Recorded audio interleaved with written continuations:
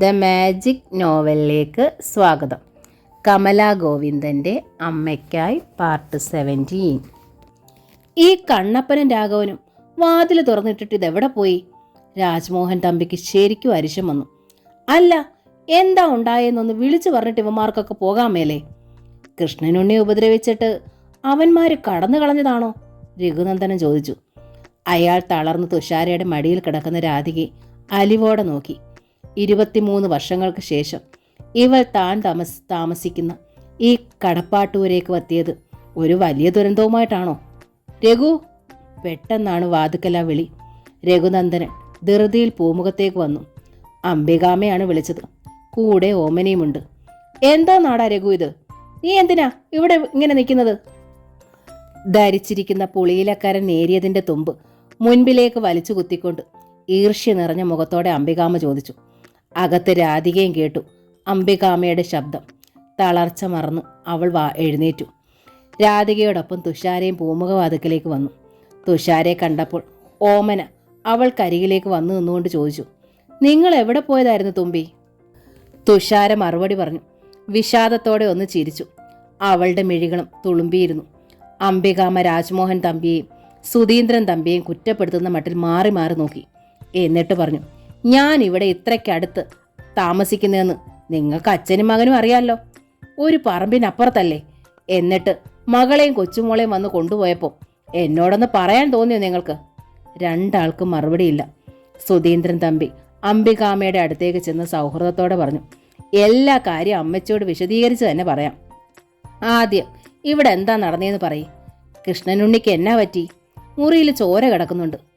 ഇവിടെ എന്താ നടന്നതെന്നൊന്നും എനിക്കറിയത്തില്ല, അംബികാമ്മ പറഞ്ഞു. രാവിലെ വലിയ അലർച്ചയും നിലവിളിയും കേട്ടു.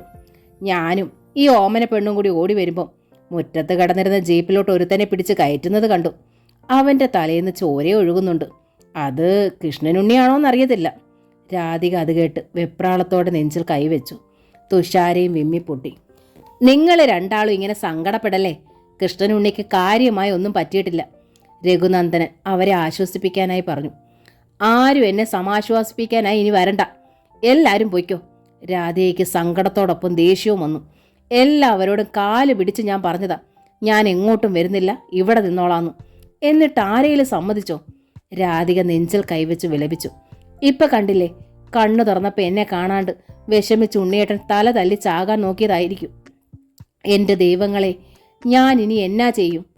രാധികയുടെ കുറ്റപ്പെടുത്തലും കരച്ചിലും അംബികാമ്മയ്ക്ക് തീരെ ഇഷ്ടപ്പെട്ടില്ല. അവർ രഘുനന്ദനെ നോക്കി. നീ എന്തിനാ രഘു ഇനിയും നിൽക്കുന്നേ? സൂര്യയെ കൊണ്ടുവിടാൻ തൃപ്പൂണിത്തറയ്ക്ക് പോയതല്ലേ നീ? നിന്നെ ഇതുവരെ കണ്ടില്ലെന്നും മൊബൈൽ ഓഫാണെന്നും പറഞ്ഞ് അവിടെ പത്മ വെപ്രാളപ്പെട്ടിരിക്കുക. രഘുനന്ദനൻ മൊബൈൽ പോക്കറ്റിൽ നിന്ന് എടുത്തു നോക്കി. ശരിയാണ്, ഡോക്ടർ ജോസഫ് ഐസക്കിൻ്റെ റൂമിൽ കയറിയപ്പോൾ ഓഫാക്കിയതാണ്. പിന്നെ ഓണാക്കാൻ വിട്ടുപോയി. രഘുനന്ദൻ മൊബൈൽ ഓണാക്കിയിട്ട് വീട്ടിലേക്ക് വിളിക്കാനൊരുങ്ങിയപ്പോൾ അംബികാമ തടഞ്ഞു. നീ ഇപ്പം ഇവിടെ നിന്ന് വിളിക്കാനൊന്നും നോക്കണ്ട, വേഗം വീട്ടിലോട്ട് ചെന്നാൽ മതി. കൊച്ചുകുട്ടിയെ എന്നവണ്ണം അംബികാമ ശാസിച്ചു. വീട്ടിലിരിക്കുന്നവളെ സമാധാനിപ്പിച്ചിട്ട് മതി ആദ്യത്തെ കെട്ടിയോളുടെ കണ്ണീര് തുടയ്ക്കൽ. രഘുനന്ദൻ വിളറി. അംബികാമയുടെ ഉള്ളിലെ രോഷം രാജ്മോഹൻ തമ്പിക്ക് പിടികെട്ടി. അവരുടെ മകളുടെ ഭർത്താവാണ് രഘുനന്ദനൻ. ഒരുപാട് നല്ലവനാണവൻ. എന്നാലും മറ്റൊരു സ്ത്രീയുടെ കണ്ണീര് തുടയ്ക്കാൻ അവൻ നിന്നാൽ അതവർക്ക് സഹിക്കാൻ പറ്റില്ല. പ്രത്യേകിച്ചും ആ സ്ത്രീ അയാളുടെ ആദ്യ ഭാര്യ കൂടിയാകുമ്പോൾ. രഘു പൊയ്ക്കോളൂ, സുധീന്ദ്രൻ തമ്പിയും കാര്യം മനസ്സിലാക്കി പറഞ്ഞു. പത്മിനിയെ കൂടുതൽ വിഷമിപ്പിക്കണ്ട. സങ്കടം കൊണ്ട് പൊട്ടിപ്പിളർന്നു നിൽക്കുന്ന രാധികയെ രഘുനന്ദൻ ഒന്ന് നോക്കി. എന്നിട്ട് ഒരക്ഷരവും മിണ്ടാതെ മുറ്റത്തേക്ക് ഇറങ്ങി. അയാൾക്കൊപ്പം ഇറങ്ങി അംബികാമ്മയും. അമ്മച്ചി പോകുക തുമ്പി, ഞാനും പോകട്ടെ, നാളെ വരാം കേട്ടോ. തുഷാരയുടെ അടുത്ത് നിന്നിരുന്ന ഓമനയും വേഗം അവർക്ക് പിന്നാലെ ഇറങ്ങിപ്പോയി. രാജ്മോഹൻ തമ്പിയും സുധീന്ദ്രൻ തമ്പിയും രാധികയെ നോക്കി. സങ്കടവും കണ്ണീരും മാത്രം. കൃഷ്ണനുണ്ണിക്ക് ഒന്നും സംഭവിച്ചിട്ടുണ്ടാവില്ല മോളെ, രാജ്മോഹൻ തമ്പി പറഞ്ഞു. അവൻ എവിടെയുണ്ടെങ്കിലും ഈ അച്ഛൻ അവനെ കണ്ടെത്തിക്കൊണ്ടുവരും. രാധിക കണ്ണീർ നിറയുന്ന മിഴികൾ ഉയർത്തി. തലയിൽ മുറിവേറ്റെന്നല്ലേ പറഞ്ഞത്? ഇവിടെ ഏതെങ്കിലും ഹോസ്പിറ്റൽ ഉണ്ടാവും കൃഷ്ണനുണ്ണി, സുധീന്ദ്രൻ തമ്പി പറഞ്ഞു. നമുക്കാദ്യം അവിടെ തപ്പാം. ഏട്ടൻ പറഞ്ഞത് ശരിയാച്ചാ, ഏതെങ്കിലും ഹോസ്പിറ്റൽ ഉണ്ടാകും. നമുക്ക് അന്വേഷിച്ച് കണ്ടുപിടിക്കാം. ഞാനും വരാം. നീ വരണ്ട, സുധീന്ദ്രൻ തമ്പി പറഞ്ഞു. മോൾ ഇവിടെ ഒറ്റയ്ക്കല്ലേ, നിങ്ങൾ രണ്ടാളും അടുക്കളയിലേക്ക് ചെല്ല്. ഇത്തിരി കഞ്ഞി ഉണ്ടാക്ക്, ഞങ്ങൾ പോയിട്ട് വേഗം വരാം. അതാ മോളെ നല്ലത്, രാജ്മോഹൻ തമ്പി പറഞ്ഞു. നിന്നെ പെട്ടെന്ന് കണ്ടാൽ ഹോസ്പിറ്റലിൽ വെച്ചായാലും അവൻ പ്രശ്നം ഉണ്ടാക്കിയാലോ? ഞാനും അമ്മ ഇവിടെ നിന്നോളാം മുത്തച്ഛ, തുഷാര പറഞ്ഞു. മുത്തച്ഛനും അമ്മാവനും വേഗം അച്ഛനെ കൂട്ടിക്കൊണ്ട് വന്നാൽ മതി. രാധിക പിന്നെ എതിർത്തില്ല. രാജ്മോഹൻ തമ്പിയും സുധീന്ദ്രൻ തമ്പിയും മുറ്റത്തേക്കിറങ്ങി കാറിനുള്ളിലേക്ക് കയറി. തല പൊട്ടി ചോര ഒഴുകിയത് കൊണ്ട് തീർച്ചയായും ഗവൺമെന്റ് ഹോസ്പിറ്റലിൽ പോകാനാണ് സാധ്യത. സുധീന്ദ്രൻ പറഞ്ഞു. നമുക്കാദ്യം അങ്ങോട്ട് പോകാം. സുധീന്ദ്രൻ കാർ നിർത്തിയത് പാലാ ഗവൺമെന്റ് ഹോസ്പിറ്റലിന്റെ കാഷ്വാലിറ്റിക്ക് മുമ്പിലാണ്. ഇരുവരും ഇറങ്ങി എൻക്വയറി കൗണ്ടറിലേക്ക് ചെല്ലുമ്പോൾ കൃത്യം ഇറങ്ങി വരുന്നു രാഘവൻ. സുധീന്ദ്രൻ തമ്പി രാഘവനെ പിടികൂടി. എന്നതാടാ സംഭവിച്ചത്? കൃഷ്ണനുണ്ണിയെ നിങ്ങൾ എന്നതാടാ ചെയ്തത്? സുധീന്ദ്രൻ തമ്പി രോഷത്തോടെ ചോദിച്ചു. രാഘവന്റെ മുഖം മുറുകി. കൃഷ്ണനുണ്ണി ആരിവിടെ എന്നാ ചെയ്തെന്നാ? രാഘവന്റെ സ്വരവും കനത്തു. അങ്ങേര് കണ്ണപ്പന്റെ തലയാ അടിച്ചു പൊട്ടിച്ചത്. കണ്ണപ്പന്റെ തലയ്ക്കോ? അതെങ്ങനെ? രാജ്മോഹൻ തമ്പി അമ്പരന്നു. അതെങ്ങനെ?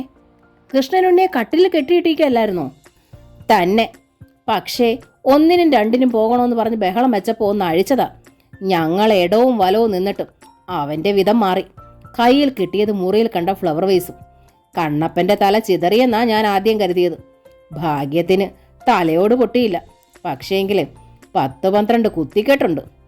എന്നിട്ട് കൃഷ്ണനുണ്ണി എവിടെ രാഘവ? അടിയും കഴിഞ്ഞ് അയാൾ പുറത്തേക്ക് പായണ കണ്ടു. അയാളെ നോക്കണോ ചോര ഒലിപ്പിച്ച് നിൽക്കണവനെ നോക്കണോ? രാഘവൻ ഇടഞ്ഞു തന്നെ സംസാരിച്ചു. നീ ഇങ്ങോട്ട് കയർക്കുന്നത് എന്തിനാ? സുധീന്ദ്രൻ തമ്പി രോഷം കൊണ്ടു. കൃഷ്ണനുണ്ണിയുടെ കെട്ടഴിക്കാൻ ആര് പറഞ്ഞു?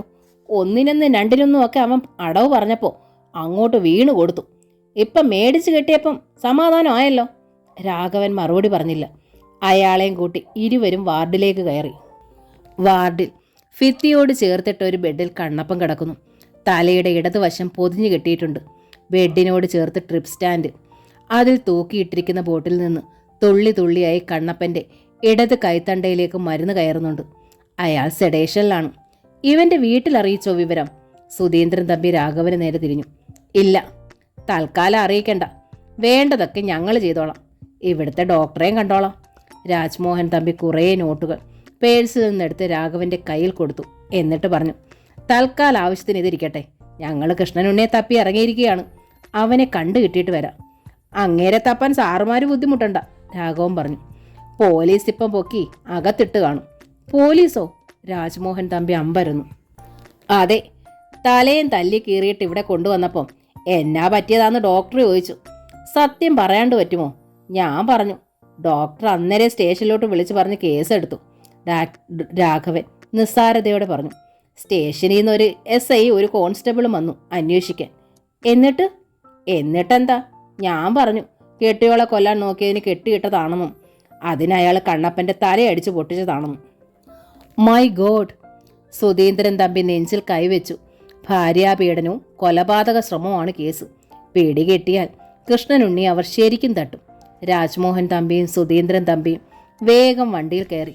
വണ്ടി വേഗം ട്രാൻസ്പോർട്ട് സ്റ്റാൻഡിനപ്പുറത്തെ പോലീസ് സ്റ്റേഷന് മുൻപിൽ നിന്നു. ഇരുവരും സ്റ്റേഷനിലുള്ളിലേക്ക് കയറി ചെന്നു. കൃഷ്ണനുണ്ണി സ്റ്റേഷനിലോ ലോക്കപ്പിലോ ഇല്ല. അയാളെ പൊക്കാൻ ആള് പോയിട്ടുണ്ട്. നിങ്ങളിവിടെ നില്ലേ, കൊണ്ടുവരുമ്പോൾ കാണാം, ഒരു കോൺസ്റ്റബിൾ പറഞ്ഞു. ഇരുവരും നിന്നില്ല, പുറത്തേക്കിറങ്ങി. അവൻ പോലീസിന്റെ കയ്യിൽ അകപ്പെടാതെ നോക്കണം. രാജ്മോഹൻ തമ്പി കാറിനുള്ളിലേക്ക് കയറി. അവനെ കിട്ടാതെ നമ്മൾ തിരിച്ച് രാധികയുടെ അടുത്തേക്ക് എങ്ങനെ ചെല്ലും വച്ചാ?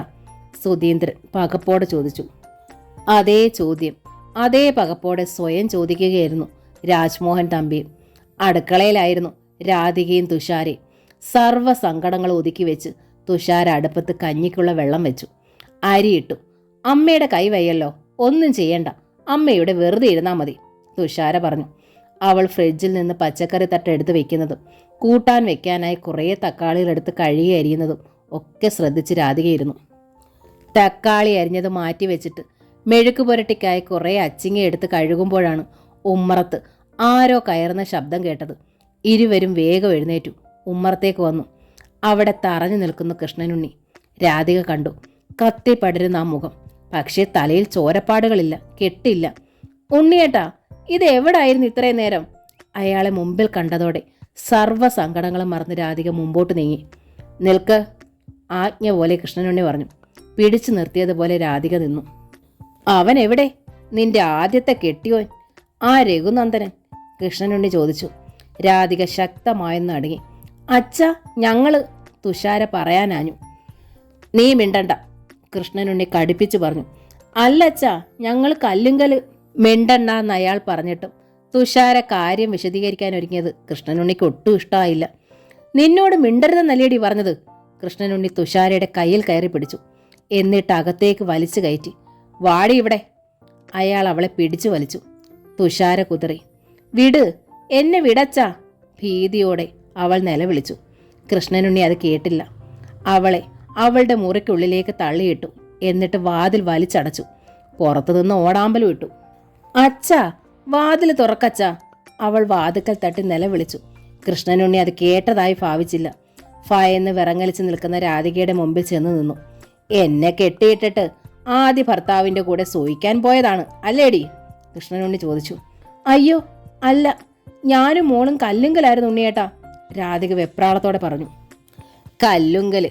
കൃഷ്ണനുണ്ണി വികൃതമായി ചിരിച്ചു. അവിടെ അവൻ നിന്റെ അച്ഛൻ്റെയും ചേട്ടൻ്റെയും കാണപ്പെട്ട ദൈവമല്ലേ? സർവ്വ സ്വാതന്ത്ര്യം. അവിടെ ആണെങ്കിൽ ധാരാളം മുറികളും. എൻ്റെ മോളുടെ കണ്ണു പൊത്തിയിട്ട് നീയും അവനും കൂടി. ഉണ്ണിയേട്ടാ, അല്ല, അങ്ങനെ പറയല്ലേ. എനിക്കറിയാമടി, ഒരാണിനെ അടുത്ത് കിട്ടാൻ കൊതിച്ച് കാത്തിരിക്കുക നീയെന്ന്. ദൈവത്തെ ഓർത്ത് ഇങ്ങനെയൊന്നും പറയല്ലേ. രാധിക കൈകൂപ്പി പിടിച്ചുകൊണ്ട് വീണു. രഘുനന്ദൻ ഇന്നലെ കല്ലുങ്കൽ വീട്ടിലുണ്ടായിരുന്നില്ല. ഞാനും മോളും കൂടി ഉറങ്ങിയത്. സത്യമാ ഉണ്ണിയേട്ടാ, 100 വട്ടം സത്യം. പോരാ, ഇങ്ങനത്തെ സത്യം പോരാ. കൃഷ്ണനുണ്ണി പരിഹാസം പോലെ തലയാട്ടി. നിലവിളക്ക് കത്തിച്ചു വെക്കടി, എന്നിട്ട് അതിൽ തൊട്ട് സത്യം ചെയ്യാം. രാധിക സമ്മതിച്ചു. അവൾ നടവാതുക്കൽ ഇരുന്ന നിലവിളക്കിന് നേർക്ക് നീങ്ങി. അതിനുള്ളിൽ എണ്ണയുണ്ട്, തിരിയുണ്ട്, അടുത്ത് തീപ്പെട്ടിയുണ്ട്. കത്തിക്കടി. രാധിക പൊള്ളിയ കൈകൊണ്ട് വേദനയും സങ്കടവും അപമാനവും കടിച്ചു പിടിച്ച് തീപ്പെട്ടി ഉരച്ചു. തിരി തെളിച്ചു. വിളക്കിന് മുമ്പിൽ മുട്ടുകുത്തി നിൽക്കടി, കൃഷ്ണനുണ്ണി കൽപ്പിച്ചു. രാധിക അനുസരിച്ചു. മുട്ടുകുത്തി നിന്നു. കൈ കൂപ്പി പിടിക്കടി. അവൾ അനുസരിച്ചു. ഇനി പറയടി, ഞാൻ ഇന്നലെ രഘുനന്ദനൻ്റെ കൂടെ കിടന്നില്ല. 101 വട്ടം പറയടി. ഉണ്ണിയേട്ടാ, ഞാൻ. രാധയ്ക്ക് അപമാനം കൊണ്ട് നെഞ്ചു വിങ്ങി. പറയടി, ഇല്ലെങ്കിൽ ഞാൻ ഒറ്റയടിക്ക് നിന്നെ ഞാൻ കൊല്ലും. അയാൾ മുറ്റത്തേക്ക് ചാടി ഇറങ്ങിയിട്ട് ഒരു കരിങ്കല്ല് തലയിൽ ഉയർത്തിപ്പിടിച്ച് വന്ന് നിന്ന് അവളുടെ മുമ്പിൽ നിന്നു. പറയടി. 101 വട്ടം. രാധികയുടെ മിഴികൾ തുളുമ്പി രക്തം ഒഴുകി. അയാൾ മുറ്റത്തേക്ക് ചാടി ഇറങ്ങിയിട്ട് ഒരു കരിങ്കല്ല് തലയിൽ ഉയർത്തിപ്പിടിച്ച് കയറി വന്ന് അവൾക്ക് മുമ്പിൽ നിന്നു. പറയടി. 101 വട്ടം. രാധികയുടെ മിഴികൾ തുളുമ്പി രക്തം ഒഴുകി. പറയടി, ഉറക്കെ അങ്ങോട്ട് പറ, ഞാൻ നല്ലോണം കേൾക്കട്ടെ. കൃഷ്ണനുണ്ണി ഉന്മാദം പിടിവിട്ടതുപോലെ പറഞ്ഞു. അയാളുടെ തലയ്ക്ക് മുകളിൽ കരിങ്കല്ലിരുന്നു. ഉയർത്തിപ്പിടിച്ച പടി. കത്തുന്ന നിലവിളക്കിന് മുൻപിൽ മുട്ടിന്മേൽ നിന്നു രാധിക, കൈകൂപ്പിയ നിലയിൽ. കണ്ണുകളിൽ നിന്നപ്പോഴും രക്തനിറത്തിൽ മിഴിനീരൊഴുകി. അവളുടെ കണ്ണുകൾ ചലിച്ചു. ഞാൻ ഇന്നലെ രഘുനന്ദൻ്റെ കൂടെ കിടന്നില്ല. 1. കൃഷ്ണനുണ്ണി എണ്ണി. ഇനിയും പറയ്. 1 ആയുള്ളൂ. 101 എത്തട്ടെ. രാധിക ആ വാചകം ആവർത്തിച്ചു. 2. കൃഷ്ണനുണ്ണി വീണ്ടും എണ്ണി. രാധിക മിഴികൾ ഇറുകെ പൂട്ടി. കണ്ണീർ തുള്ളികൾ വീണ് നെഞ്ച് ചുട്ടുപൊള്ളി. അധരങ്ങൾ മാത്രം ചലിക്കെ അടഞ്ഞ മിഴിക്കുള്ളിലൊരു ചിത്രം തെളിഞ്ഞു. 23 വർഷം മുൻപ് രഘുനന്ദനൻ തന്നെ താലി ചാർത്തിയ ദിവസം രാത്രി. പുറത്തു നിന്നുള്ള സന്ദർശകരുടെ തിരക്ക് കുറേ അടങ്ങിയപ്പോൾ അതീവ സ്നേഹത്തോടെ രാജലക്ഷ്മി അമ്മ തന്നെ ഒരു മുറിയിലേക്ക് കൂട്ടിക്കൊണ്ടുപോയി. Dressing room. അതിനുള്ളിലിരുന്ന ഒരു ഷെൽഫ് തുറന്നു. ഇത്രയും മോൾക്ക് വേണ്ടി വാങ്ങിയതാ. കണ്ടു, തനിക്കായി വാങ്ങി അടുക്കി വെച്ച വസ്ത്രശേഖരം. മോൾക്ക് ഇഷ്ടപ്പെട്ടതെടുത്തോ, രാജലക്ഷ്മി അമ്മ പറഞ്ഞു. എന്നിട്ട് അപ്പോഴും ധരിച്ചിരുന്ന വിവാഹ പട്ടുസാരിയിലേക്ക് നോക്കിയിട്ട് പറഞ്ഞു. രാവിലെ ഉടുത്തതല്ലേ മോൾ, ഇനിയെങ്കിലും ഇതൊക്കെ ഒന്ന് മാറ്റ്. രാത്രി കുറേ ആയില്ലേ. മേല് കഴുകുക, ആഹാരം കഴിക്കാം. ഞാനിത് മാറ്റുന്നില്ല, മേല് കഴുകുന്നില്ല. പെട്ടെന്ന് ഈർഷ്യ നിറഞ്ഞ സ്വരത്തിൽ പറഞ്ഞു. താൻ എത്ര എതിർത്തിട്ടും കരഞ്ഞ് കാല് പിടിച്ചിട്ടും തന്നെ പൂട്ടിയിട്ട് ഭീഷണിപ്പെടുത്തി കല്യാണം കഴിപ്പിച്ച അച്ഛനോടും ഏട്ടനോടുമുള്ള ദേഷ്യത്തിലായിരുന്നു അപ്പോഴും താൻ.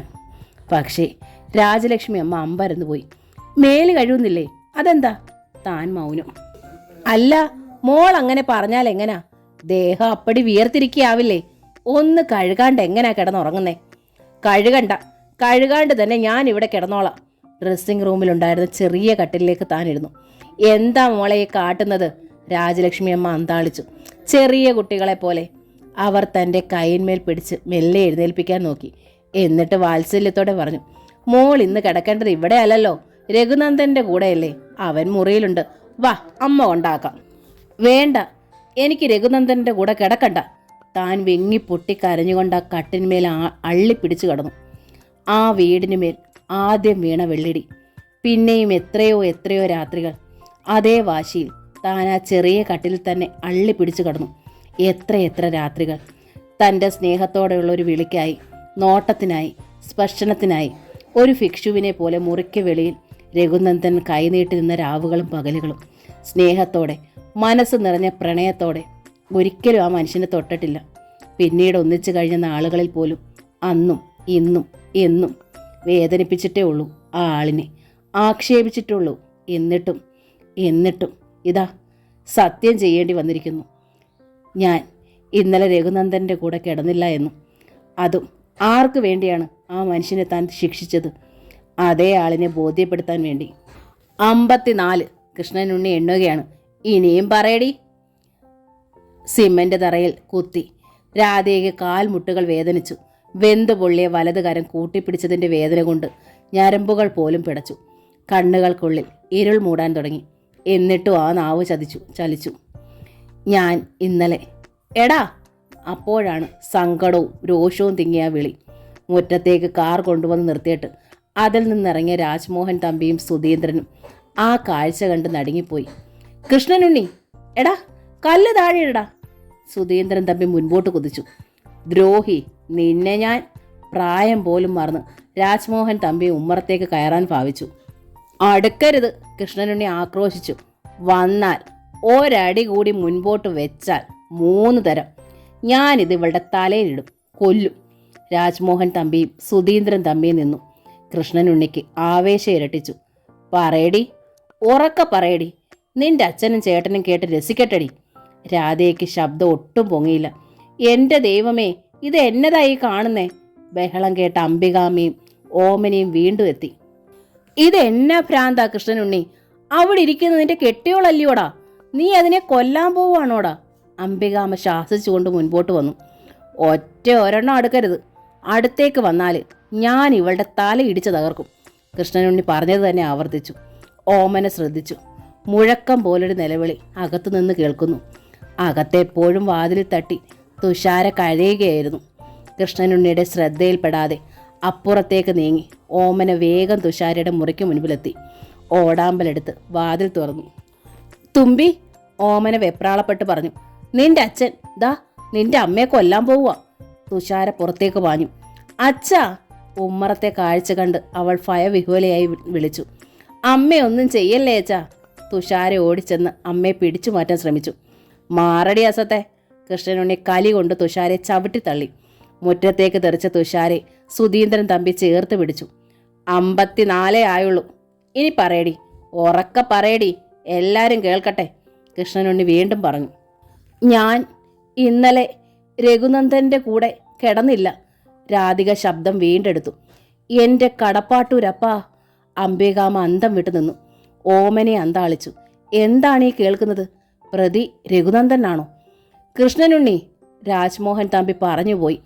അവളെ നീ കല്ലുകൊണ്ട് ഇടിച്ചങ്ങ് കൊന്നേക്കടാ. ഇങ്ങനെ നാട്ടുകാർക്ക് മുമ്പിൽ അപമാനിച്ച് കൊല്ലാക്കൊല ചെയ്യല്ലേടാ. ആഹാ! കൃഷ്ണനുണ്ണി അവർക്ക് നേരെ തിരിഞ്ഞു, ഉയർത്തിയ കല്ലുമായി. കൊല്ലാക്കൊല ചെയ്യരുത് അല്ലേടോ? വല്ലാത്തൊരു തൃപ്തിയോടെ വന്യഭാവത്തിൽ കൃഷ്ണനുണ്ണി പറഞ്ഞു. ഓർക്കുന്നോ താൻ? 10-24 വർഷം മുമ്പാ. ഇതുപോലെയല്ല. തൻ്റെ കാലിൽ കെട്ടിപ്പിടിച്ച് കിടന്ന് ഞാൻ യാചിച്ചില്ലേ എന്നെ ഇങ്ങനെ കൊല്ലാക്കൊല ചെയ്യല്ലേന്ന്? കേട്ടോ താനെന്ന്? കേട്ടോടോ രാജ്മോഹൻ തമ്പി മുതലാളി? ആക്ഷേപത്തോടെ കൃഷ്ണനുണ്ണി വിളിച്ചു. രാജ്മോഹൻ തമ്പി വിറങ്ങലിച്ചു നിന്നു. കെട്ടിയിട്ടോണ്ട് താൻ അന്ന് ചെയ്തു. ദാ കെട്ടിയിട്ടില്ല ഞാൻ അവളെ.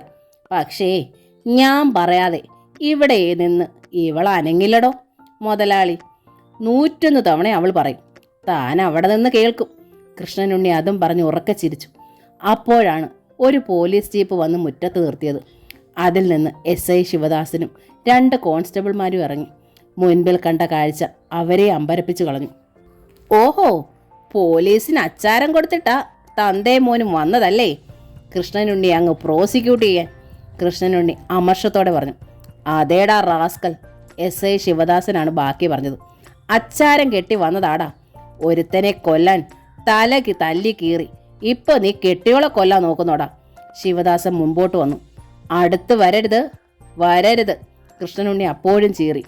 വന്നാൽ ഞാൻ ഈ കരിങ്കല്ല് അവളുടെ തലയിലിടും. നിന്റെ കെട്ടിയോളുടെ തലയിൽ നീ കല്ലിട്ടാൽ എനിക്കെന്നാ പുല്ലാടാ. നീ ചുമ്മാതങ്ങിട് കാണട്ടെ. നിസ്സാരമായി പറഞ്ഞതും ശിവദാസൻ ഒരു അഭ്യാസിയുടെ മെയ്വഴക്കത്തോടെ പൂമുഖത്തേക്ക് ചാടിക്കയറിയതും കൃഷ്ണനുണ്ണിയുടെ നെഞ്ചിൽ ഊക്കോടെ ചവിട്ടിയതും ഒപ്പം കഴിഞ്ഞു. കൃഷ്ണനുണ്ണി തലയ്ക്ക് മുകളിൽ പിടിച്ചിരുന്ന കരിങ്കല്ല് പിന്നോക്കം തറയിലേക്ക് വീണു. ശിവദാസൻ കൃഷ്ണനുണ്ണിയെ പിടികൂടി 2 കരണത്തും ആഞ്ഞടിച്ചു. ശിവദാസനോടാ നിന്റെ കളി അല്ലേടാ നായിൻ്റെ മോനെ. നിന്നെ തപ്പി ഞങ്ങൾ ഈ പാല മുഴുവൻ അലയുമ്പോൾ നീ ഇവിടെ കലാശക്കൊട്ട് നടത്തി രസിക്കുക അല്ലേടാ? ശിവദാസൻ കൃഷ്ണനുണ്ണിയെ വലിച്ചു മുറ്റത്തേക്ക് ചാടിച്ചു. ഇവനെ പൊക്കി ആ ജീപ്പിലോട്ടിടടാ, ശിവദാസൻ കോൺസ്റ്റബിൾമാരോട് കൽപ്പിച്ചു. അവരും പിടിമുറക്കി. വിടടാ, എന്നെ വിടടാ. കൃഷ്ണനുണ്ണി കുതറി അലറി. ഒരു സ്തംഭനാവസ്ഥയിലായിരുന്നു രാധിക അതുവരെ. കൃഷ്ണനുണ്ണിയെ പോലീസ് ജീപ്പിലേക്ക് കയറ്റാൻ ബലപ്രയോഗം നടത്തുന്നത് കണ്ട രാധിക മുട്ടിന്മേൽ നിന്ന് വലിഞ്ഞെഴുന്നേറ്റു. ഉണ്ണിയേട്ടനെ കൊണ്ടുപോവല്ലേ, ഉണ്ണിയേട്ടൻ ഒരു തെറ്റും ചെയ്തിട്ടില്ല. രാധിക മുട്ടിന്മേലുള്ള വേദനയും മരവിപ്പും കണക്കാക്കാതെ മുറ്റത്തേക്കിറങ്ങി. കൃഷ്ണനുണ്ണിയുമായി പോലീസ് ബലപ്രയോഗം നടത്തുന്നത് കണ്ടിട്ടും അനങ്ങാതെ നിന്ന അച്ഛനെയും ഏട്ടൻ്റെയും മുമ്പിൽ അവൾ നിന്നു. ഉണ്ണിയേട്ടനെ പോലീസ് കൊണ്ടുപോകുന്നത് കണ്ടില്ലേ അച്ഛാ? രാജ്മോഹൻ തമ്പിയുടെ മുഖം കുറുകിയതേ ഉള്ളൂ. സുധീന്ദ്രൻ തമ്പിയും ആ ചോദ്യം കേട്ടതായി ഭാവിച്ചില്ല. താൻ സ്റ്റേഷനിലേക്ക് വിളിച്ചറിയിച്ചിട്ടനുസരിച്ചാണ് പോലീസ് വന്നതെന്ന് പറഞ്ഞതുമില്ല. SI ശിവദാസൻ കൃഷ്ണനുണ്ണിയെ ജീപ്പിലേക്ക് ചവിട്ടി കയറ്റുകയാണ്. തുഷാര അത് കണ്ടു. അവൾ ധൃതിയിൽ മുറ്റത്തേക്ക് ഓടിയിറങ്ങി SIയുടെ മുൻപിൽ നിന്നു. സാറേ, എൻ്റെ അച്ഛനെ കൊണ്ടുപോയി ലോക്കപ്പിലിടലേ. അച്ഛനൊരു അസുഖക്കാരനാ, അവൾ പറഞ്ഞു. അസുഖക്കാരനോ? എന്തസുഖം? SI ശിവദാസൻ തുഷാരയ്ക്ക് മുൻപിൽ ചുളിഞ്ഞ നെറ്റിയോടെ ചോദിച്ചു. മെൻ്റൽ പ്രോബ്ലം, തുഷാര വിക്കി. എന്ന് വെച്ചാൽ ഭ്രാന്തോ? ശിവദാസൻ ചോദിച്ചു. മോളെ, ആന്തലോടെ രാധിക വിളിച്ചു. പക്ഷേ തുഷാര അതിനു മുൻപ് മറുപടി പറഞ്ഞു കഴിഞ്ഞു. അതെ, ഒരു തരം ഭ്രാന്ത് തന്നെ, ഉറച്ച സ്വരത്തിൽ അവൾ തുടർന്നു. സ്കിസോഫ്രേനിയ എന്ന സംശയരോഗം. അച്ഛനെ ട്രീറ്റ്മെൻറ്റിന് കൊണ്ടുപോകാൻ വേണ്ടിയാണ് ഞങ്ങൾ കെട്ടിയിട്ടത്, തുഷാര തുറന്നു പറഞ്ഞു. കൃഷ്ണനുണ്ണി സ്തംഭിച്ചിരുന്നു. തനിക്ക് ഭ്രാന്തോ? സ്കിസോഫ്രേനിയോ? നേരാണോ പെങ്ങളെ? SI ശിവദാസൻ രാധികയ്ക്ക് നേരെ തിരിച്ചു. ഇയാൾ ഭ്രാന്ത് മൂത്തിട്ടാണോ നിങ്ങളെ കൊല്ലാൻ നോക്കിയത്? രാധിക ആണെന്ന് പറഞ്ഞില്ല. പറഞ്ഞാൽ അത് കൃഷ്ണനുണ്ണിക്ക് ഷോക്കാവും. അല്ലെന്ന് പറഞ്ഞാൽ തൻ്റെ മകൾ കള്ളിയാകും. രാധിക നാവ് കൊഴിഞ്ഞതുപോലെ മുറ്റത്തേക്ക് മണ്ണിലേക്കിരുന്നു. സഹനശക്തിയിൽ ഭൂമിയുടെ മകളായി പിറന്നതുപോലെ. കൊച്ച് തന്തയെ രക്ഷിക്കാൻ കള്ളം പറഞ്ഞതാണല്ലേ? ശിവദാസൻ തുഷാരയ്ക്ക് നേരെ കയർത്തു. ഇവനെ കണ്ടിട്ട് ഭ്രാന്തിൻ്റെ ഒരു ലക്ഷണവും ഇല്ല. 4 ചവിട്ട് കൊടുത്താൽ തീരുന്ന സോക്കേടേ ഉള്ളൂ. അതാ സാറേ ശരി. പൊടുന്നനെ രാജ്മോഹൻ തമ്പി മുൻപോട്ട് നീങ്ങി. അവനൊരു ഭ്രാന്തുമില്ല. ലോക്കപ്പിലിട്ട് നല്ലോണം ഒന്ന് ചവിട്ടി ഉരുട്ടിയാൽ തീരുന്ന ഭ്രാന്തേ ഉള്ളൂ. അത് ശരി. ശിവദാസൻ തയ്യാറെടുപ്പ് പോലെ മീശയൊന്ന് തടവി. കൃഷ്ണനുണ്ണിക്കേട്ട് ഒന്നുകൂടി പെരുമാറാൻ ശിവദാസൻ്റെ കൈകൾ അപ്പോഴും ധരിക്കുന്നുണ്ടായിരുന്നു. അച്ഛാ! രാജ്മോഹൻ തമ്പിയുടെ ആ നീക്കം കണ്ട് രാധിക നടുങ്ങി എഴുന്നേറ്റു. രാജ്മോഹൻ തമ്പി മകളെ കണ്ടില്ല. അവളുടെ ദീനമായ വിളിയും കേട്ടില്ല. അയാളുടെ കൺമുമ്പിൽ അപ്പോഴും ആ കാഴ്ചയായിരുന്നു. കത്തുന്ന നിലവിളക്കിന് മുൻപിൽ മുട്ടുകുത്തി നിന്ന് വേദനിച്ച് ഞെളിഞ്ഞു പിരിയുന്ന മകളെ കൊണ്ട് അവൾ വ്യഭിചരിച്ചിട്ടില്ലെന്ന് ആണയിട്ട് പറയിക്കുന്ന കൃഷ്ണനുണ്ണി എന്ന തന്തയില്ലാത്ത തേണ്ടി. അതും തലയ്ക്ക് മുകളിൽ കരിങ്കൽ ഉയർത്തി പിടിച്ചുകൊണ്ട് മകളെ കൊല്ലാക്കൊല ചെയ്യുന്നത് മിണ്ടാതെ നിന്ന് താൻ കണ്ടോളാൻ വെല്ലുവിളിച്ചതാണവൻ. ഇത്ര നാൾ പറഞ്ഞിട്ടും പക പോക്കിയതാണ്. തന്നോടും സുതിയോടും മകളുടെ ഭർത്താവ് എന്ന നിലയിൽ കുറേ കാലമായി മറന്നുപോയതെല്ലാം തീക്കനലായി രാജ്മോഹൻ തമ്പിയുടെ നെഞ്ചിലിടിഞ്ഞു. സുധീന്ദ്രൻ തമ്പിയുടെ കൊല്ലാക്കൊല ചെയ്യണം ഇവനെയും. ഇരുവരും തീരുമാനിച്ചു. പഴയതുപോലെ ഇവൻ്റെ കൊമ്പ് ഒരിക്കൽ കൂടി ഓടിക്കണം. ഇനി ഇവൻ ജീവിച്ചിരുന്നില്ലെങ്കിലും സാരമില്ല. എന്തിനാണ് ഇവനെ പോലൊരു ഭർത്താവ് തൻ്റെ മകൾക്ക്? സംശയിക്കണ്ട സാറേ, സുധീന്ദ്രൻ തമ്പി പറഞ്ഞു. അവനൊരു ഭ്രാന്തുമില്ല. ഇവളെ കൊന്നിട്ട് വേറെ കെട്ടാനാ അവൻ്റെ പ്ലാൻ. രാജ്മോഹൻ തമ്പി ഒരു ഡിഗ്രി കൂടി കൂട്ടി പറഞ്ഞു. പഴയ പ്രതാപത്തോടെ തന്നെ അയാളുടെ മുഖം ഉയർന്നു തന്നെ നിന്നു. കൃഷ്ണനുണ്ണിക്ക് മനസ്സിലായി രാജ്മോഹൻ തമ്പി മനഃപൂർവ്വം തന്നെ പൂട്ടാനൊരുങ്ങുകയാണെന്ന്. രാധയ്ക്കും മനസ്സിലായി. പക്ഷേ ഇരുവർക്കും ഒന്നും ചെയ്യാൻ കഴിഞ്ഞില്ല. കൃഷ്ണനുണ്ണിയും കൊണ്ട് പോലീസ് ജീപ്പ് പാഞ്ഞകന്നു. രാധിക അച്ഛൻ്റെ ഏട്ടൻ്റെയും കാല് പിടിച്ചു. ഉണ്ണിയേട്ടനെ തിരികെ കൊണ്ടുവന്ന് തരണേ. രണ്ടാളും അനങ്ങിയില്ല. 3 ദിവസമായിട്ടും. 4-ാം ദിവസം, ഞാനൊന്ന് വീട് വരെ പോയിട്ട് ഉച്ച കഴിഞ്ഞ് വരാച്ചാ. രാധയ്ക്കും തുഷാരയ്ക്കും കൂട്ടായി അവിടെ തന്നെ കഴിയുന്ന സുധീന്ദ്രൻ തമ്പി രാജ്മോഹൻ തമ്പിയോട് പറഞ്ഞു. അകത്തെ മുറിയിലായിരുന്നു രണ്ടാളും. രാജ്മോഹൻ തമ്പി സമ്മതിച്ചു. സുധീന്ദ്രൻ തമ്പി ഒരുങ്ങി ഉമ്മറത്തേക്ക് ഇറങ്ങാൻ വാതുക്കലെത്തിയതും കണ്ടു. മുറ്റത്തൊരു ഓട്ടോറിക്ഷ വന്ന് നിൽക്കുന്നു. അതിൽ നിന്ന് സൂര്യൻ ഇറങ്ങുന്നു. ഈശ്വര, ഇവനെന്താ ഇത്ര പെട്ടെന്ന് തൃപ്പൂണിത്തറയെന്ന് മടങ്ങിയത്? അയാൾ അടുക്കളയിലേക്ക് പാഞ്ഞു. രാധികേ. ക്ലാസ് ഒരുപാട് നഷ്ടപ്പെടാതെ തുഷാര കോളേജിലേക്ക് പോയിരുന്നത് കൊണ്ട് വലത് കരം വയ്യെങ്കിലും ഇടത് കൈകൊണ്ട് ചെയ്യാവുന്ന അടുക്കളപ്പണി ചെയ്യുകയായിരുന്നു രാധിക. കേട്ടു ആ പരിഭ്രമിച്ച വിളി. എന്താ? അവൾ തിരിഞ്ഞു നോക്കി. മുറ്റത്ത് സൂര്യൻ വന്നിരിക്കുന്നു. ഇവിടെ വെച്ച് എന്നെ അച്ഛനെ അവൻ കണ്ടാൽ എല്ലാ കള്ളത്തരവും പൊളിയും. കാണണ്ട, ഏട്ടനും അച്ഛനും മുറിക്കുള്ളിൽ ഇരുന്നാൽ മതി. ഉറച്ചതായിരുന്നു രാധികയുടെ സ്വരം. സുധീന്ദ്രൻ തമ്പിയുടെ മുഖത്ത് സംശയം തെങ്ങി. സംശയിക്കണ്ട, ഞാൻ തന്നെയാണ് അവനെ വിളിച്ചു വരുത്തിയത്, രാധിക കൂസാതെ പറഞ്ഞു. എന്തിന്? എൻ്റെ ഭർത്താവിനെ രക്ഷിക്കാൻ. അവൻ എൻ്റെ മകനല്ലേ. എന്താ, എനിക്കവനെ വിളിച്ചുകൂടെ? വെല്ലുവിളിക്കുന്ന ഭാവമായിരുന്നു രാധികയ്ക്ക്. മൊഴി മുട്ടിയതുപോലെ തറഞ്ഞു നിന്നു സുധീന്ദ്രൻ തമ്പി. അമ്മേ. അപ്പോഴേക്കും കേട്ടു പുറത്ത് സൂര്യൻ്റെ വിളി. അച്ഛാ, സൂര്യൻ വന്നിരിക്കുന്ന മുറ്റത്ത്. വെപ്രാളത്തോടെ സുധീന്ദ്രൻ തമ്പി അകത്തെ മുറിക്കേക്ക് ചെന്നു. കിടക്കുകയായിരുന്നു രാജ്മോഹൻ തമ്പി. അയാൾ കിതപ്പോടെ ചാടി എണീറ്റിരുന്നു.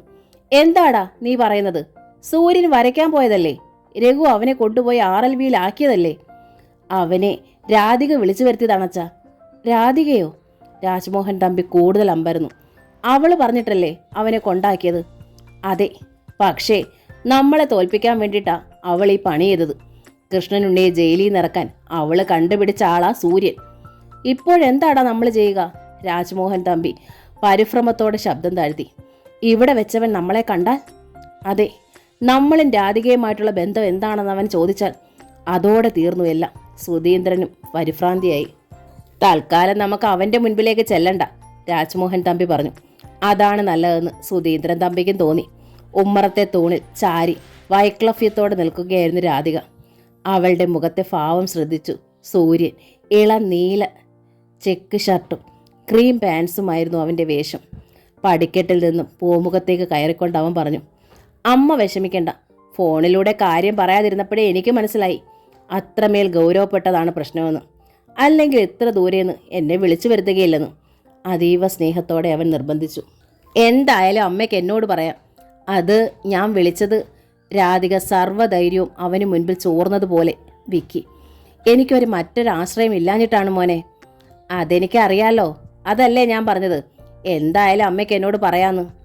കഴിഞ്ഞ തവണത്തതുപോലെ തന്നെ തുമ്പിയുടെ അച്ഛൻ പോലീസ് കസ്റ്റഡിയിലാണ്.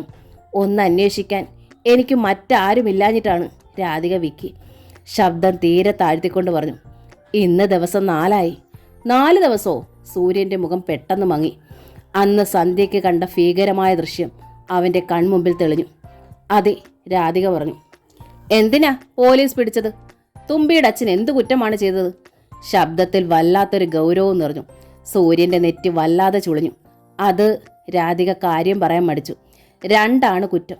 കണ്ണപ്പൻ്റെ തലയടിച്ച് പൊട്ടിക്കാൻ ശ്രമിച്ചു. പിന്നെയോ മുട്ടിന്മേൽ നിർത്തിക്കൊണ്ട് തന്നെ കൊല്ലുമെന്നും പറഞ്ഞ് കരിങ്കല്ല് ഉയർത്തിപ്പിടിച്ച് നിന്നു സത്യം ചെയ്യിക്കാൻ.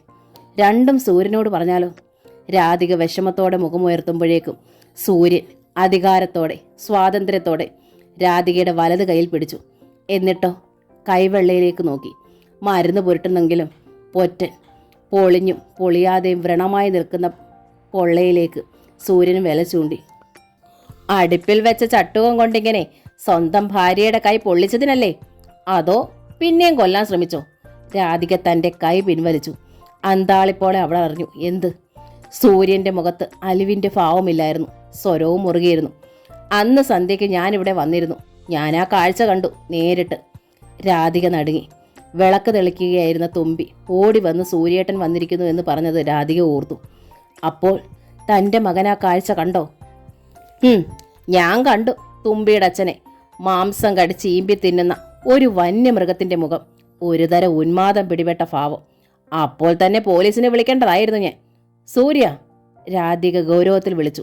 ഇങ്ങനെ കുറ്റപ്പെടുത്താനല്ല ഞാൻ നിന്നെ വിളിച്ചത്. എങ്കിൽ പറയൂ, ഇങ്ങനെ കിരാതമായി പൊളിച്ച് ശിക്ഷിക്കാൻ മാത്രം എന്ത് തെറ്റാണ് അമ്മ ചെയ്തത്? അതെനിക്കറിയണം. സൂര്യനും വിട്ടില്ല. അവൻ്റെ മുഖത്തെ ഗൗരവവും വാശിയും രാധയ്ക്ക് ഇഷ്ടമായില്ല. നീ എന്തിനതറിയണം? അവൾ ചോദിച്ചു. എനിക്കറിയണം. സൂര്യൻ ഒട്ടും താണില്ല. നിങ്ങൾ തുമ്പിയുടെ അച്ഛനും അമ്മയുമാണ്. നിങ്ങളുമായി എനിക്കുള്ള ബന്ധവും അതും മാത്രമാണ്, കനത്ത സ്വരത്തിൽ അവൻ പറഞ്ഞു. രാധികയുടെ കരളിൽ ഒരു വാൾ തറഞ്ഞു കയറി നിന്നു. മുൻപ് ആ മനുഷ്യനെ ഞാൻ രക്ഷിച്ചതും എൻ്റെ തുമ്പിക്ക് വേണ്ടിയാണ്, സൂര്യൻ പറഞ്ഞു. തുമ്പി എന്ന ആ രണ്ടക്ഷരം ഉച്ചരിക്കുമ്പോൾ പോലും തൻ്റെ മകൻ പ്രണയാതുരനാണ്. ആരോടുള്ള വാശിപ്പുറത്തായിരുന്നാലും അവനെ വിളിക്കേണ്ടിയിരുന്നില്ല എന്ന് രാധിക ഖേദത്തോടെ ഓർത്തു. എന്താ സത്യം പറയാൻ അമ്മയ്ക്ക് മടി? സൂര്യൻ തെല്ലധികാരത്തോടെ ചോദിച്ചു. ആ മനുഷ്യൻ്റെ ഭാഗത്ത് ന്യായമുണ്ടോ? എന്ന അമ്മ പറഞ്ഞേ തീരൂ. ഞാൻ പറഞ്ഞില്ലെങ്കിൽ? രാധിക മനഃപൂർവ്വം സ്വരം കടുപ്പിച്ചു. സൂര്യൻ്റെ മുഖം ജ്വലിച്ചു. പറഞ്ഞില്ലെങ്കിൽ അയാളെ ഞാൻ രക്ഷിക്കില്ല. അമ്മയുടെ ഭർത്താവാണെങ്കിലും ആ മനുഷ്യനെ ഞാനിപ്പോൾ വല്ലാതെ വെറുക്കുന്നു. അയാൾ മനുഷ്യനല്ല, പിശാചാണ്, പിശാച്. എടാ! രാധികയുടെ ശബ്ദം ഉയർന്നു. ഒപ്പം അവളുടെ വലത് കരവും ഉയർന്നു. ഓങ്ങി ഒറ്റയടി സൂര്യൻ്റെ കവിളത്ത്. അത് കണ്ടുകൊണ്ടാണ് രഘുനന്ദനൻ്റെ പിങ്ക് ഇന്നോവ മുറ്റത്തേക്ക് വന്നു നിന്നത്. ഡോർ വലിച്ചു തുറന്ന് രഘുനന്ദനൻ ഇറങ്ങി. ആളുന്ന തീക്കനലായി അയാൾ രാധികയ്ക്ക് മുൻപിലേക്ക് വന്നു നിന്നു. പിന്നെ ഒട്ടും മടിച്ചില്ല. അയാളുടെ വലത് കരം രാധികയുടെ രണ്ട് കവളത്തും ആഞ്ഞു പതിച്ചു. സർവശക്തി സ്വരൂപിച്ച് തന്നെ അടികൊണ്ട് രാധികയ്ക്ക് തലച്ചോറിനുള്ളിൽ പോലും ഇരുട്ട് പടർന്നു. വീഴാതിരിക്കാൻ തോടിന്മേലേക്ക് രാധിക കൈ ചുറ്റിപ്പിടിച്ചു. വിളിച്ചു വരുത്തി എൻ്റെ മോനെ തല്ലാൻ നീ ആരാടി? രഘുനന്ദനൻ ജ്വലിച്ചു. അച്ഛാ, എന്താ അച്ഛ ഈ ചെയ്തത്? ഓർക്കാപ്പുറത്ത് രാധികയുടെ അടികൊണ്ട ഷോക്കിലായിരുന്നെങ്കിലും സൂര്യൻ രഘുനന്ദനെ കടന്നു പിടിച്ചു. രാധികയെ തല്ലണ്ടായിരുന്നു എന്ന് പറയുന്ന മട്ടിൽ. മോനെ, അച്ഛൻ്റെ പൊന്നു മോനെ, നൊന്തോടാ നിനക്ക്? അടികൊണ്ട സൂര്യൻ്റെ ഇടത് കവിളിൽ തലോടിക്കൊണ്ട് രഘുനന്ദനൻ തൻ്റെ നെഞ്ചോട് ചേർത്ത് പിടിച്ചു. എന്നിട്ട് വീണ്ടും രാധികയ്ക്ക് നേരെ തിരിഞ്ഞ് രോഷത്തോടെ പറഞ്ഞു. എന്നോട് എന്ത് ചെയ്താലും ആവശ്യമെങ്കിൽ ഞാനത് ക്ഷമിക്കും. ക്ഷമയ്ക്ക് 1000 പടികളുണ്ടെങ്കിൽ അത് 1000 ഞാൻ ചവിട്ടിക്കയറി നിൽക്കും. പക്ഷേ എൻ്റെ കുഞ്ഞിൻ്റെ നേരെ കൈ ഉയർത്തിയാലുണ്ടല്ലോ, ക്ഷമിച്ചുകൊണ്ട് കയറാൻ എൻ്റെ മുൻപിൽ ഒരു പടി പോലും ഉണ്ടാവില്ല. അതറിയോ നിനക്ക്? കൊള്ളാം. കൈകൾ രണ്ടും നല്ലോണം തട്ടി ശബ്ദമുണ്ടാക്കിക്കൊണ്ട് കാറിനുള്ളിൽ നിന്ന് ഒരാൾ കൂടി ഇറങ്ങി വരുന്നു. സുജിത്ത്. അച്ഛൻ സഹനശക്തിയുടെ 1001 പടികളും കയറി മുകൾ തട്ടിൽ എത്തി. ക്ഷമയേറ്റു എന്ന് പറഞ്ഞതിൽ സന്തോഷം. പക്ഷേ ഇപ്പോഴല്ല, 23 വർഷം മുമ്പ് അച്ഛൻ ഇത്രയും മുകളിലെത്തേണ്ടതായിരുന്നു.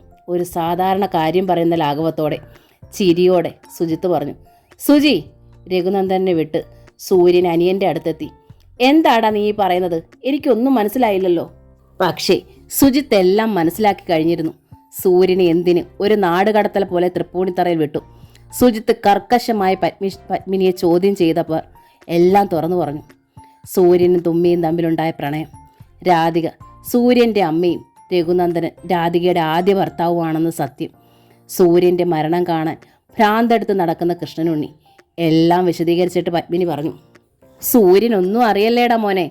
തുമ്പി അവൻ്റെ കൂടപ്പടപ്പാണെന്ന് അറിഞ്ഞാൽ ആ ഷോക്ക് താങ്ങാൻ പറ്റില്ല എൻ്റെ കുട്ടിക്ക്. പത്മിനി പറഞ്ഞില്ലെങ്കിലും സുജിത്തിന് ആ സത്യം അറിയാം. തൻ്റെ ചേട്ടൻ്റെ ഒപ്പം ഒരു നിഴൽ പോലെ മരണം എന്നുമുണ്ടെന്ന്. സൂര്യൻ്റെ ചോദ്യം അവൻ കേട്ടില്ലെന്ന് നടിച്ചു. അത് പക്ഷെ സൂര്യൻ ഒട്ടും ഇഷ്ടമായില്ല. നിനക്കെന്താടാ, ചെവി കേട്ടൂടെ? ഞാൻ ചോദിച്ചത് കേട്ടില്ലേ? ഒരു ജ്യേഷ്ഠൻ്റെ അധികാരത്തോടെ സൂര്യൻ ചോദിച്ചു. നീ എന്തിനാ അവരോട് തട്ടിക്കയറുന്നത്? രഘുനന്ദനൻ സൂര്യനെ പിടിച്ചു നിർത്തിയിട്ട് ചോദിച്ചു. നിന്നെ ഞാനല്ലേ കഴിഞ്ഞ ദിവസം RLVയിൽ കൊണ്ടുവന്നാക്കിയത്? വല്ലവളും വിളിച്ചെന്ന് പറഞ്ഞ് അവിടെ നിന്ന് നീ ആരോട് ചോദിച്ചിട്ടാ ഇറങ്ങി പോകുന്നത്? അച്ഛാ, അത് സൂര്യൻ പരിങ്ങി. താൻ പോകുന്ന വിവരം പ്രിൻസിപ്പൽ വിളിച്ച് അച്ഛനെ അറിയിച്ചിട്ടുണ്ടാവും. വേഗം കാറി കയറ്. മകൻ പ്രായപൂർത്തിയാണെന്നതുപോലും ഓർക്കാതെ രഘുനന്ദനൻ കൽപ്പിച്ചു. സൂര്യൻ അച്ഛനെ ധിക്കരിച്ചില്ല. വേഗം കാറിനുള്ളിൽ കയറിയിരുന്നു. സുജി! രഘുനന്ദൻ ഇളയ മകൻ്റെ നേർക്ക് തിരിഞ്ഞു. ഇവനെ വേഗം തിരിച്ചുകൊണ്ടാക്കണം. എന്നിട്ട് നീ വീട്ടിലേക്ക് വന്നാൽ മതി, കേട്ടല്ലോ?